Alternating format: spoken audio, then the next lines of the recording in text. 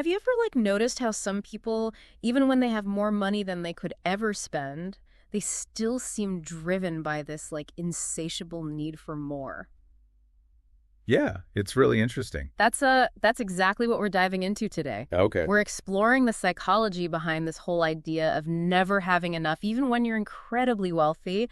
And we're going to be going deep into Chapter 3 of Morgan Housel's The Psychology of Money. Okay, cool. And I think you'll find some of these insights pretty thought-provoking. I'm sure I will. I think what's so fascinating about this is that it goes beyond simple greed. It really challenges our assumptions about wealth and happiness. Totally. We often think, okay, if I just reach this financial milestone, I'll finally be content. Mm-hmm. But, as we're about to see, it's rarely that simple. Yeah, and Housel illustrates this perfectly with this great story about John Bogle, the founder of Vanguard. Mm-hmm. So picture this Bogles at a party with this billionaire hedge fund manager who's boasting about making millions in a single day. Oh my.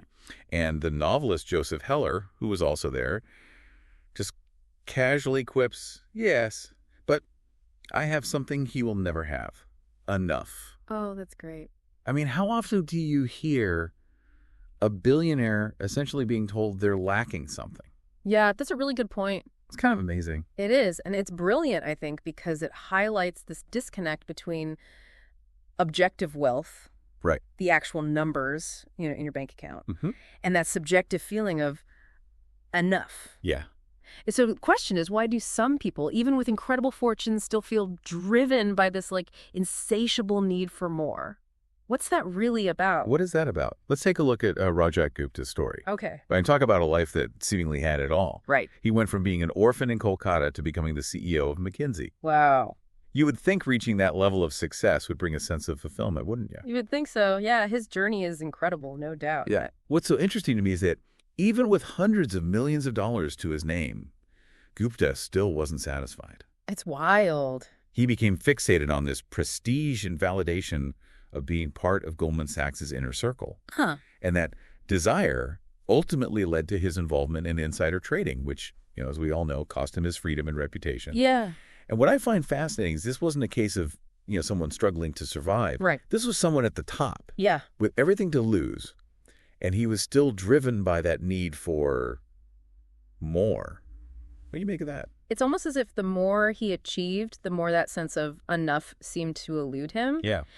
Do you think it's possible that for some people, success actually fuels this feeling of never having enough? That's a crucial question. And I think that, as our income and our wealth grows, our expectations also grow. Right? So we start comparing ourselves to different benchmarks. Okay. And we're constantly raising the bar for what constitutes enough. And that's where things can get dangerous, I imagine. I mean, we've all heard those cautionary tales of people, taking huge risks even when they're already incredibly wealthy. Right. Is that what you're getting at? Absolutely. Yeah. When you're caught in that upward spiral of expectations, you become less satisfied with, steady progress. Yeah. And more tempted by those shortcuts or those high-risk ventures. Right. So you're constantly looking for the next big win, even if it means jeopardizing everything you've already built. It's like that saying, the bigger they are, the harder they fall. Exactly. Speaking of high-stakes gambles, Yeah. let's talk about Bernie Madoff. He had already built a legitimate, successful business worth millions. This wasn't about needing more money to survive. Exactly. Gupta already had enough. Yeah. But that didn't stop him from orchestrating one of the largest Ponzi schemes in history. Right. Ultimately defrauding investors of billions of dollars. It's mind-boggling, isn't it? It is. Both Gupta and Madoff threw away everything. Their reputations, their freedom, their relationships in pursuit of more wealth, even when they already had financial security.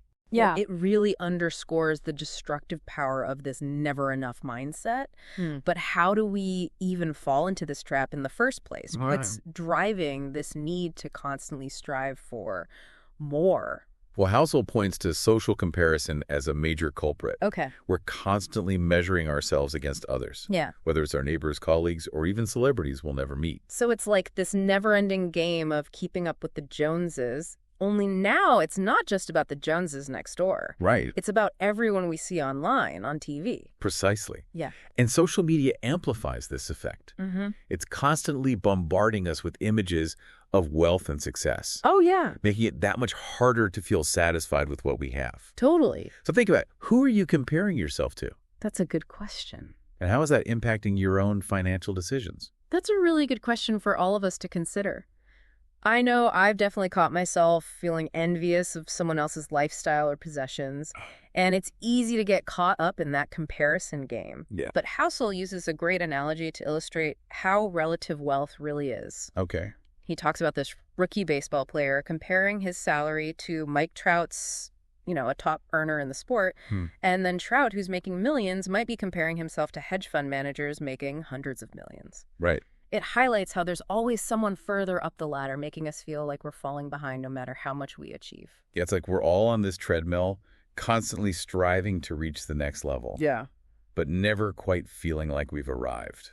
So if this constant striving for more is actually a trap, how do we break free? Right. How do we redefine enough in a way that brings us genuine contentment rather than this constant feeling of wanting more? That's the question, isn't it? We'll be back in just a moment to explore that very question. Welcome back to our deep dive into the psychology of money. We've been talking about this tricky concept of never enough, Yeah. even when people have accumulated so much wealth. Right, and how social comparison and this ever-shifting definition of success can really fuel that feeling. But is there a way to, step off that treadmill, so to speak? I think so. Can we actually reframe enough Yeah, in a way that brings us contentment rather than this constant feeling of wanting more? absolutely. Right. And one of the keys, as Hustle points out, is to get the goalposts to stop moving. Okay. It's about defining your own finish line rather than letting external factors or other people's achievements kind of dictate your sense of success. Okay, that makes sense, but easier said than done, right? I mean, how do we actually do that? Well, for starters, we need to recognize that this desire for more often stems from this scarcity mindset. Okay. It's this underlying belief that there's not enough to go around, Right. that we need to constantly acquire more in order to feel secure or validated. So instead of focusing on what we lack, we should be shifting our attention to what we already have. Exactly. Yeah. Practicing gratitude can be incredibly powerful in this regard. Oh. Taking time each day to appreciate the good things in our lives, no matter how small, can really help shift our perspective and foster a sense of contentment. What are some things you're grateful for? I find that helps me a lot. That's a great point. I try to do the same. Sometimes it's as simple as being grateful for a sunny day or a good cup of coffee. Right. But it really does make a difference in how you feel. It does. And it's not just about, material possessions either. Right. It's about appreciating the relationships in our lives, our health, Yeah. the opportunities we have. Housel also talks about the importance of aligning our financial goals with our values. Yes. How does that play into this idea of finding enough? It's crucial. When our financial decisions are driven by our core values, rather than external pressures or a desire for status, we're more likely to feel a sense of purpose and fulfillment. Yeah. So if family time is a top priority, maybe that means choosing a job with more flexibility, even if it pays a bit less. Or if you're passionate about environmental sustainability, perhaps you prioritize investing in companies with strong ethical practices, even if it means slightly lower returns. Exactly. It's about making choices that reflect what truly matters to you, not what society dictates or what you think you should be doing. It's about defining success on your own terms rather than letting other people set the bar.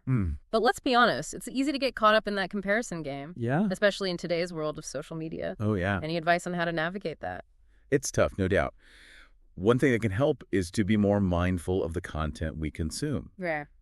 Right. Unfollowing those social media accounts that trigger feelings of envy or inadequacy can be incredibly liberating. Yeah, it's like creating a more positive and supportive environment for yourself, both online and offline. Exactly. I've definitely noticed that when I'm surrounded by people who are constantly striving for more, it's contagious. It's hard not to get sucked into that mindset. Absolutely. Yeah. And that's why it's also important to be mindful of the conversations we engage in. Okay. Are we constantly talking about money, possessions, or status? Yeah. Or are we focusing on things that bring us genuine joy and fulfillment? This reminds me of an anecdote Housel shares about a friend who goes to Las Vegas every year. Okay. And asks the dealer, What's the only way to win in a Las Vegas casino? Oh, I like this. The answer, of course, is don't play. That's brilliant. Love that. It illustrates that the game of keeping up with other people's wealth is rigged from the start. Yeah. There will always be someone with more to spend: a bigger house, a fancier car.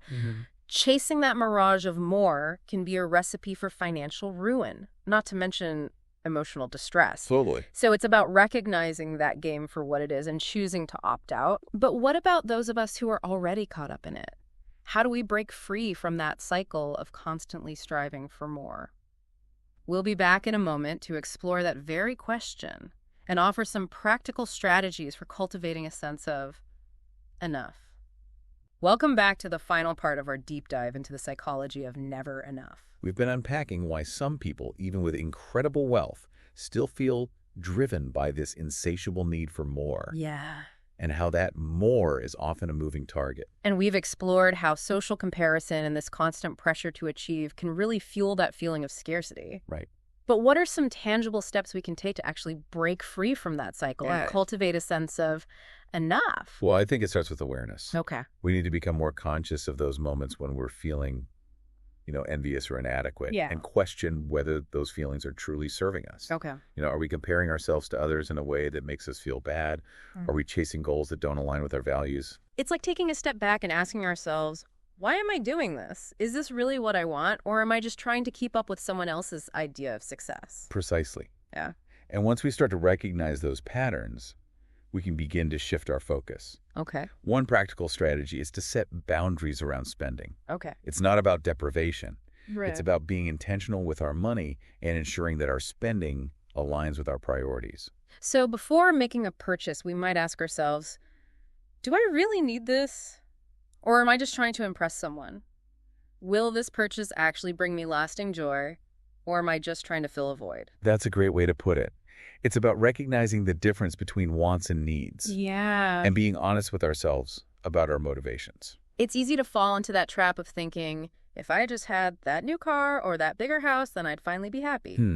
But as we've seen from the stories of Gupta and Madoff, that's rarely the case. Right. True happiness and fulfillment come from aligning our actions with our values, not from accumulating more stuff. And speaking of values, another practical step we can take is to really identify those core values. Okay. And make sure our financial goals reflect those values. So if spending time with family is a top priority, maybe that means working fewer hours, even if it means earning a bit less.